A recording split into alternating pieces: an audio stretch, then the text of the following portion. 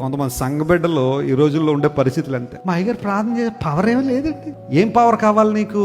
నువ్వు రాగానే నీ బతుకు ఎలా ఉన్నా కానీ పాస్టర్ గారు ప్రార్థన చేయగానే అద్భుతం జరిగిపోలేదు, అప్పుడు పవర్. లేకపోతే పవర్ లేదన్నట్టే. ఈ రోజుల్లో నిన్న ఎక్కడో వీడియో చూస్తుంటే ఒక ఆయన ఇలా తంతున్నాడు, తనగానే 3-4 పడిపోతారు. చర్చికి వచ్చిన వాళ్ళు తంతావు, నువ్వు కాలెత్తి దానికోసం పిలిచాడేసే నిన్ను. ప్రభు ఎక్కడైనా కాలెత్తి తన్నట్టు ఉందండి ఎవరినైనా? ఏంటి విచిత్ర పోకడలు?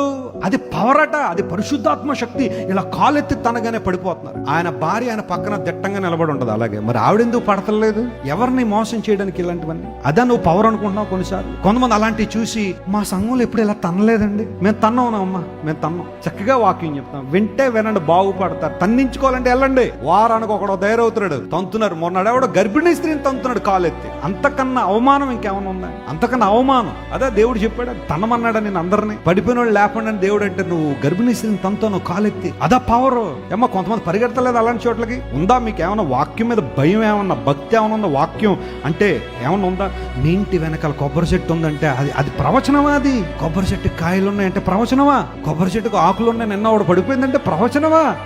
అలాంటి వాటి కోసం నువ్వు పరిగెడుతున్నావు. నీ ఏటీఎం కార్డు నెంబర్లు చెప్పేవాళ్ళ దగ్గర పరిగెడుతున్నావు, నువ్వు బ్యాంక్ అకౌంట్ నెంబర్లు చెప్పేవాళ్ళ దగ్గర పరిగెడుతున్నావు. చాలా మందికి అర్థం కావట్లేదు ఈ రోజుల్లో. నేను చెప్తున్నాను, నువ్వు వాక్యాన్ని పట్టుకోకపోతే ఇలాంటివన్నీ నీ హృదయంలోకి వచ్చేస్తాయి, సాతాను తీసుకొచ్చేస్తాయి. ఇదంతా ఒక భ్రమ. చాలా మంది పడిపోయారు వాటిలో. మళ్ళీ వచ్చి అది పవర్ అంటావా నువ్వు?